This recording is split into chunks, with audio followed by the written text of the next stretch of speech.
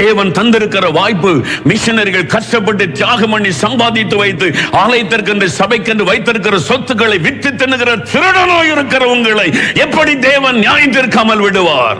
கர்த்தருடைய வேதத்தை அறியாதபடிக்கு சபை தலைவனாய் இருக்கிற நீ 5 நிமிஷம் உனக்கு ஜெபிக்க தெரியாது. நீ என்ன செக்ரட்டரி, நீ என்ன நீ ட்ரெஷரராய் இருக்கிறாய். தேவன் கணக்கு கேட்கிற நாள் வருகிறது.